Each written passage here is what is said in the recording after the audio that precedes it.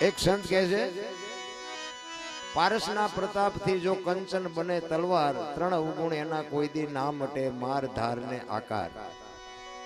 સંતો કહે છે લોઢાને પારસમાં જડો ને એટલે હોનું થઈ જાય એવું કહે છે. આપણે ભાડ્યું નથી, પણ પારસમાં કેવું હોય એ જ ખબર નથી, પણ કહે છે. આપણને ખબર પડતી હોય તો આપણે સેન્ટિંગના હરિયાના ઢગલા પીડ્યા અહીંયા જ પીડ્યા રહેવી ને, એટલે આપણને નથી ખબર. લોઢાને પારસમાં લડો એટલે હોનાની થઈ જાય બરોબર છે, પણ માણા નો હોય એને માણા બનાવવો હોય તો પારસમાં લડો માણા થઈ જાય. માણાને માણા બનાવવો હોય તો શું કરવું પડે? એક સંત કહે છે, જ્ઞાન છોડી લે કોઈ જો હાથમાં સદગુરુ બને જો સોના,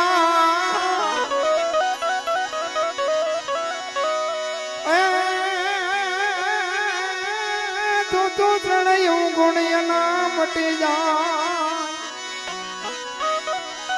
આ તો માર ધારને સતી તોરલ જેવા જો બાપુ સમર્થ સદગુરુ મળે ને, આ સાસટીઓ સધીર જેસલ માલો કુંભો આ એકેય હામાં મળ્યા હારા નહીં. તમે જોવો તો ખરા દુનિયામાં વૈકુંઠમાં ઘા કરી દીધો બૈરાએ. હું તો ઘણી જગ્યાએ કહું કે જ્યાં ધર્મ ધ્રુજો પુરુષ ન પૂગી ગયો ને ત્યાં દેશની આબરૂ દીકરીઓ રાખી. તમે કહો તો હવાર સુધી દાખલા તમને આપું. ભાઈઓએ કઈ કામ કર્યું હોય તો મને કોણ કયો, મારે કંઈક કહેવા થાય. કઈ કર્યું જ નથી. રામચંદ્ર પરમાત્માને વનવાસ હતો, સીતાજીને નહોતો. આખી દુનિયાને ખબર છે. સીતાજી રામજીને હારે ગયા, પછી અહીંયાથી 14 વર્ષ પૂરા કરીને આવ્યા ને પછી રામજીએ સીતાજીનો ત્યાગ કર્યો ને તો રામ નો ગયા. શું કામ નો જાય મારો રામ જાણે, કે હશે સારું કે સાચું હોય છે, પણ જ્યાં નથી એટલી આપણને ખબર છે. બધાને ખબર છે કે સીતાજીનો ગુનો શું હતો? કાંઈ ગુનો નહોતો. અને બાપુ કર્મની ગતિ જો બધા વાતો કરતા હોય ને તો કર્મની હજી કોઈને ખબર જ નથી કર્મ શું છે. રામ જેવા રામને 14 વર્ષ વનમાં જવું પડે. સીતાજીને બાપુ આખી જિંદગીમાં હારો દી નો ઉગ્યો. શું એ દીકરીનું કર્મ હશે? દ્રૌપદીના ચીર લૂંટાતા હતા, અહીંયા કોણ નહોતું? કાળના જડબા ઝાલીને ઉભા રાખે એવા પાંડવો હતા. એ દીકરીનો ગુનો શું હતો બધાને ખબર. શું એનું કર્મ? અખિલ બ્રહ્માંડના માલિક કૃષ્ણ પરમાત્મા આખું વિશ્વનું જેને સર્જન કર્યું હોય એને ખબર ન હોય કે આ બેસ તો ભીલ મન બાણ મારશે, એને ખબર ન હોય. કૃષ્ણ પરમાત્માને ખબર ન હોય. ભીલના બાણથી વિંધાવવું પડ્યું બાપુ, એનું શું કર્મ હશે? થઈ થાવીને થાશે એવો ત્રિકાલ જ્ઞાની મહાપુરુષ ગંગાનો પુત્ર ભીષ્મ બાપુ છેલ્લે બાણની પથારીમાં હોવું પડ્યું. પોતાના મૃત્યુને યમના દૂત લેવા આવે, પોતાના મૃત્યુને રોકી શકે. ઈ કે અત્યારે વ્યોજા 6 મહિના પછી આવજે, પોતાનું મૃત્યુ રોકી શકે એવો સમર્થ ને સિદ્ધ પુરુષ અને જેની જનેતા ગંગા એવી જેની માં, ઈ દીકરાને બાપુ છેલ્લે બાણની પથારીમાં હોવું પડ્યું. તેનું શું કર્મ હશે? આપણે કેટલાના બૂસ માર્યા છે એ આપણે નહીં જોવું પડે? કરમ બાપુ કોઈ દી છોડે નહીં. પછી ભલે હોય ભગવાન પરાશીના પીપળે ભીલે લઈ લીધા પ્રાણ. કર્મની ગતિ હજી બાપુ કોઈને ખબર. આ ભવની બધા વાતો કરે એમાં મને ટપા નથી પડતા, તમને પડતા હોય ભલે. કાલની ખબર નથી ને ભવની શું ખોડવી? ઓલા ભવમાં આમને, ઓલા ભવમાં આમને. આ મળ્યો એ સુધારેલો ના મોળો છે. આ ભવમાં શું ઘટે? સંતોષ નથી, શેઠો જ નથી. શેઠા આવે ને બળદિયા વળી જાય પાછા, આ તો ખાડમાં જાય ત્યાં સુધી પાછા જ નથી વળતા. એક સુરદાસ હતો ને, દીવો લઈને હાલો જતો હતો. દીવો લઈને સુરદાસ, કોઈક ડાયો માણસ સામો મળ્યો. કે તું તો સુરદાસ નથી? એ કે સુરદાસ દેખાય છે કે ના? કે દેખાતું નથી તો શું દીવો લઈને રખડે છે? એ કે આ આંખું વાળા મારી યાર ભટકાય નહીં તેમાં દીવો રાખ્યો. હું નથી ભાળતો પણ આ ભાળે મારી યાર ભટકાય છે ને પસાડે છે. અને વાત એ હાજી છે ને, સુરદાસ નક્કી કર્યા વગર પગ ન મૂકે. આપણે ખાડમાં જઈએ તે ખબર પડે નથી. અમુક રોજ આમ અવારનવાર ગાડીઓ નવી લે, અલગ અલગ કપડા પહેરે. અમારા ગુરુ તેમ કહેતા કે બહુ જાજુ ઘરાણું જાજા સારા કપડા સારું વાહન લઈને નીકળે ને કે એનો બહુ ભરો ન કરો. જેટલું હોય એટલું લઈને નીકળે હોય, વાંય કઈ હોય જ નહીં. જેટલું હોય એટલું પહેરી નીકળ્યા હોય. અને એવું જ હોય દાદુભાઈ. એટલે મારો કહેવાનો અર્થ હરિના ભજન સિવાય બાપુ ઉદ્ધાર નથી. એટલે સવારામ બાપા કહે છે, સવારામ બાપાએ બાપુ રામદેવજી બાપાનું જ ભજન કર્યું છે. અને બળદેવદાસ બાપાના આજ વાસુદેવ મહારાજ પોતે સવારામ બાપાની પેઢીને ઉજળી કરી બતાવી. આજ આપણે અહીંયા જઈને ધર્મનો વાવટો ફરકે આપણે જોઈએ તો આપણે એમ થાય ભાઈ ભાઈ ભાઈ ભાઈ શું બાપુ રામદેવજી બાપાની કૃપા છે, શું રામદેવજીનો પ્રતાપ છે. જોકે અહીંયા લીમડા વાળા બાપાની મેં ઘણી બધી વાત સાંભળેલી, પણ મોકો મારે આજ મળ્યો. કદાચ મારે બાપા અરે કઈક બાપાએ હાથ કર્યો હોય છે, નકર હું આજ તો હાથમાં આવે એવું જ નહોતું ને આવી ગયો. પણ બાપાની કૃપા હશે કઈક, કારણ કે બાપાને મારા માથે કૃપા છે જ. મેં કીધું એમ પણ પરચા ઘણા બધા મેં સાંભળેલા, અને હું વાત કરું ને તો મને બાપુ મને ખુદને એવા પરચા મળેલા છે. તમે આ તો આપણા ઘરના છો અને વાત કરું બાપુ, મળદા બેઠા કરેલા એવા મારા દાખલા મને મળ્યા છે. મરી ગયેલા જીવતા કર્યા છે. હું આ સ્ટેજની સાક્ષી, આ વ્યાસપીઠની સાક્ષી તમારી મારી સામે વાત કરું છું. આ મને એવા જાત અનુભવ થયા છે. ડોક્ટરે ના પાડી દીધેલી કે આવે જે થાય સેવા કરો, એ બાપુ આજે આ દુનિયામાં જીવે છે. ભગવાન છે ને, ભગવાન કોઈને મળ્યો નથી, ભગવાન ભેગો ન થાય, પણ તમારું ગાડું હાંકે છે ને એ ભગવાન હાંકે છે એટલું લખી રાખવાનું. આ તમારા શ્વાસા હાલે છે ને એ જ ઈશ્વર છે. ગંગા સતીએ હિસાબ માર્યો 21,600 શ્વાસા, 1 મિનિટના 15, 1 કલાકના 900, 12 કલાકના 10,800, 24 કલાકના 21,600 થાય. જેને ગણવાને ગણી જોજો. અને એ આ ભજન છે ને બાપુ, બધા વાર્તાઓ ભલે ગમે એ કરતા હોય, મને કઈ શેડો અડી ગયો એવું વેમમાં ન રહેતા હો. હું પાછો કાંઈ કરતો નથી. હા તમને એમ કે આ તો પાછા મારું જેટલા લોહી પીવો ફોન કરે અમારે તમને ગુરુ બનાવવા. જરા ભાઈ હું ચેલો નથી હજી હરખો થયો હોય, ગુરુ હું શું થઉં. એટલે એવો કઈ વેમમાં ન રહેતા કે બાપુ તો ઠેઠ પગી ગયા, એવું કઈ છે નહીં. આ તો હાલી ગયું છે, મારો રામ હાકે છે. પણ જે શ્વાસા છે ને, શ્વાસા એ 1 મિનિટના 15 થવા જોઈએ. એ તમે પેલા સેટિંગ કરી લેજો. બધા કહે છે ને આમ બેવું આમ બેવું, હું કહું છું કઈ બેવાની જરૂર નથી. દીવો કરો, અગરબત્તી કરો, પૂંછડું ઢોકળું. હવે લુગડું નહોતું પહેર્યું, આવ્યા ત્યારે તમે શું દીવો કરો. આપણને ઈ આપે છે, તમે શું એને દીવો કરો, તમે શું એને અગરબત્તી કરો. એને કાંઈ જરૂર નથી. આ બોલે એ બીજો નહીં, પરમેશ્વર છે પોતે. અકલ મઠા અવળા મથે, બહાર જઈને ગોતે ભાણકે ભટકીશ નહીં. મથી લે અંતરમાં ઠીક કરીને બે જા પછી કરવું પડે ને કાંઈ.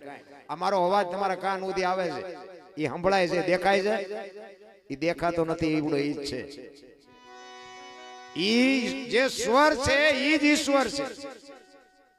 ઈ તમારા શ્વાસાનું સેટિંગ થઈ જાય ને, 1 મિનિટના 15 થઈ જાય ને, અને બાપુ જો તમારું કામ ન થવા માંડે તો મને યાદ કરજો.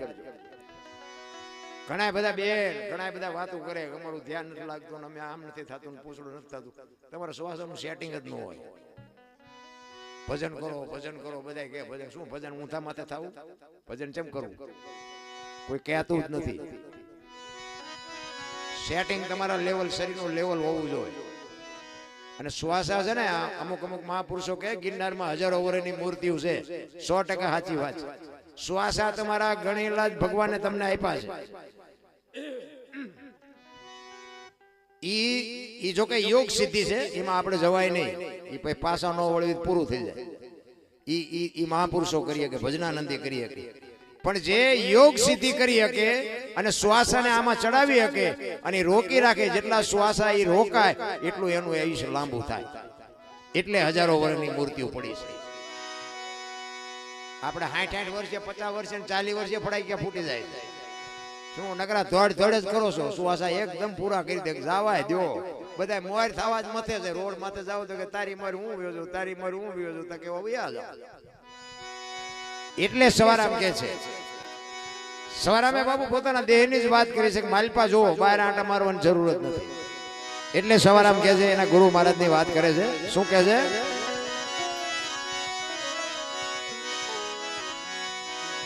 જુગતી કરીને જોવા હાલી મારા સદગુરુએ બતાવી મને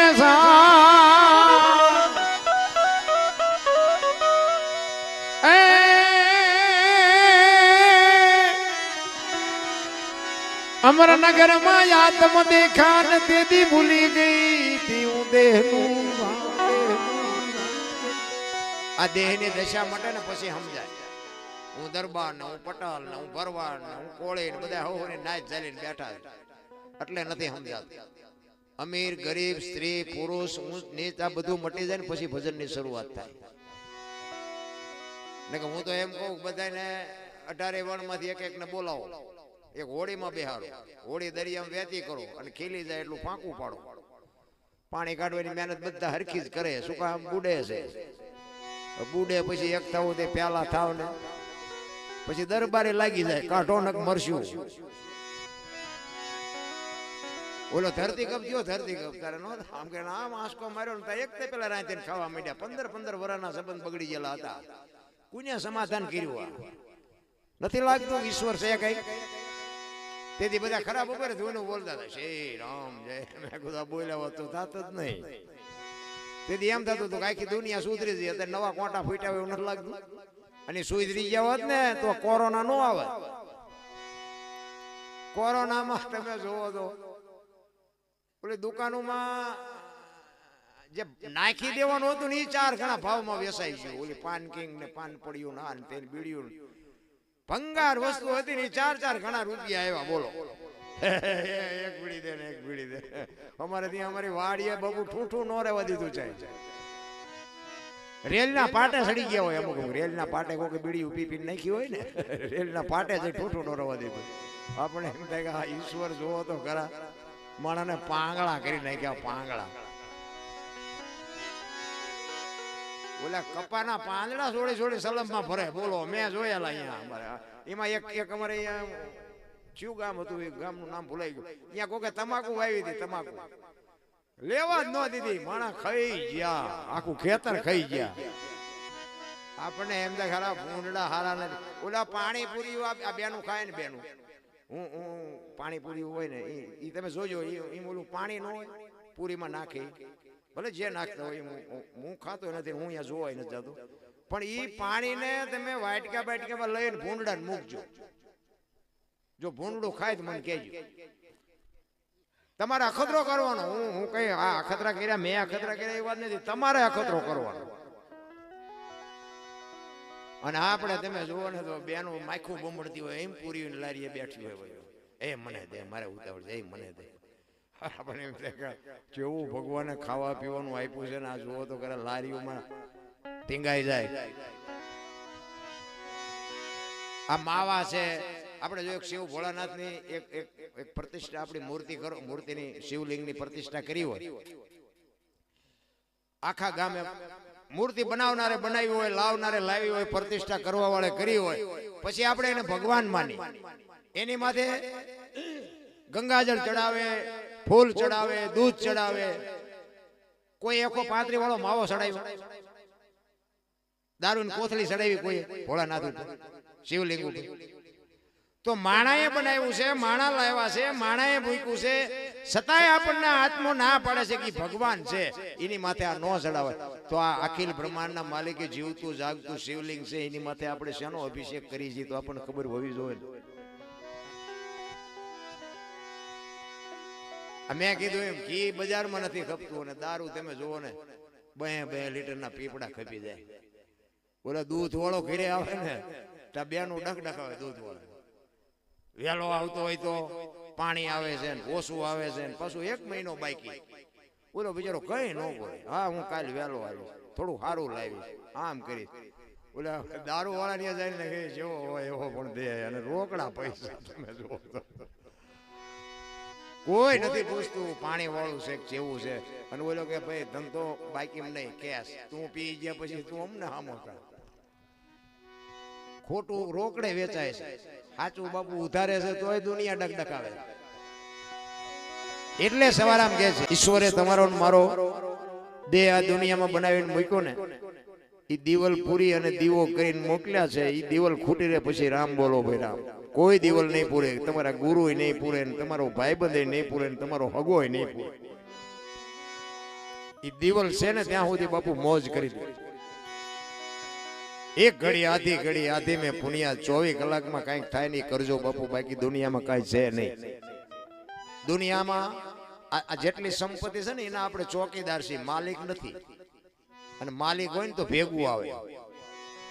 આ ચોકીદાર જેમ રિટાયર થાય ને એમ આપણે પછી રિટાયર થઈને છોકરાને આપવાનું, છોકરા ગરડા થાય પછી એના છોકરા આવે. બાકી આ બધું નોકરી જ છે, આમાં રિટાયર થઈ જવાનું છે, માલિક કોઈ છે જ નહીં.